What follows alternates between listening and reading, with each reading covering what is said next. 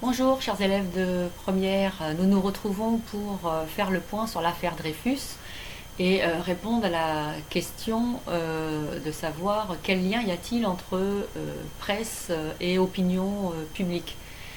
L'affaire Dreyfus a été une immense affaire médiatique avec plus de 100 000 articles de presse écrits dessus,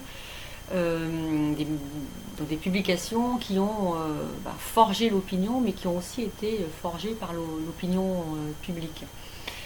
Alors pour bien comprendre cette affaire Dreyfus, dans cette première vidéo, nous allons tout d'abord exposer le contexte de cette fin du 19e siècle, avant de voir l'affaire Dreyfus en elle-même dans une deuxième vidéo, et puis dans une troisième vidéo de voir comment les médias, enfin la presse de l'époque a traité l'affaire. Alors, le contexte, il faut bien prendre conscience qu'à la fin du 19e siècle, au moment de l'affaire Dreyfus, on est dans l'âge d'or de la presse. Pourquoi l'âge d'or de la presse? Parce qu'on a une presse très vivante, très diversifiée, qui vend chaque jour plus de 3 millions d'exemplaires, avec environ plus de 250 titres de presse, que ce soit la presse nationale ou la presse régionale.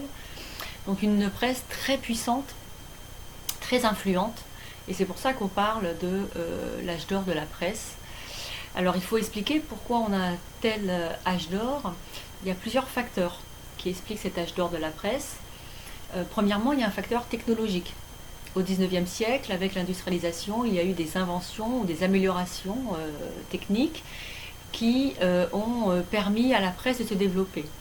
Par exemple, l'invention de la rotative, qui permet d'imprimer très rapidement la presse. Par exemple, l'invention à la fin du siècle de la photogravure. La photogravure permet d'intégrer sur le journal des gravures ou des photos, et donc des illustrations, qui vont rendre la presse attractive, évidemment. Deuxième facteur explicatif, il y a aussi les acquis de la République. La Troisième République, mise en place dans les années 1870, a adopté des lois qui ont favorisé la presse. La grande loi de la presse, c'est 1881, qui affirme la liberté de la presse. L'imprimerie et l'édition, est-il écrit dans la loi, sont totalement libres.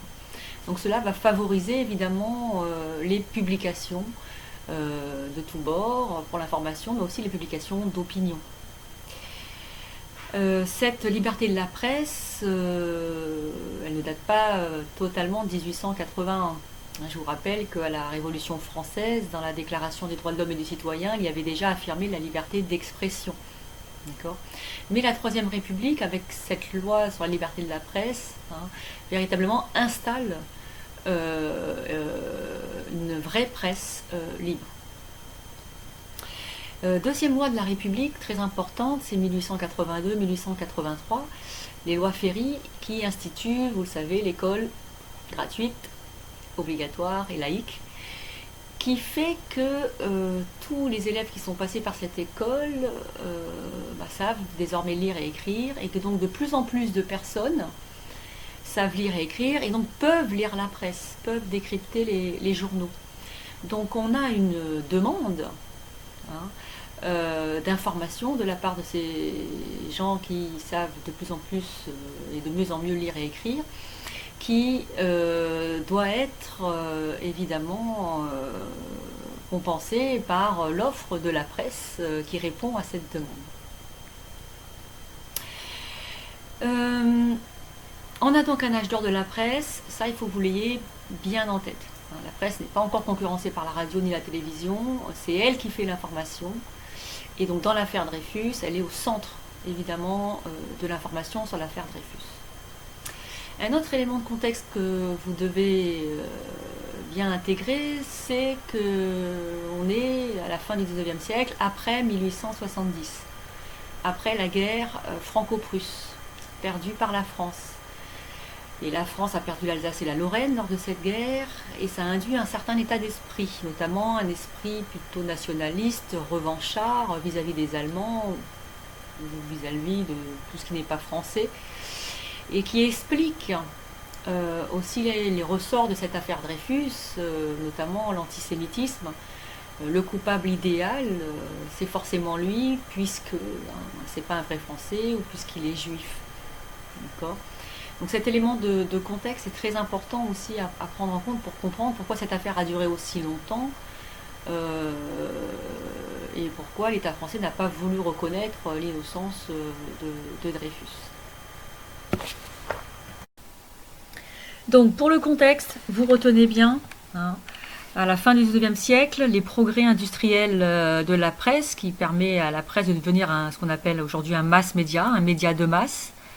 Vous retenez les libertés de la presse, le niveau d'instruction et d'alphabétisation des Français très élevé qui permet de lire la presse, ce qu'on appelle l'âge d'or de la presse, avec un nombre de publications très très important et donc une influence très forte de la presse, et la guerre de 1870-1871 qui explique entre autres le contexte très nationaliste et très antisémite autour de cette affaire Dreyfus.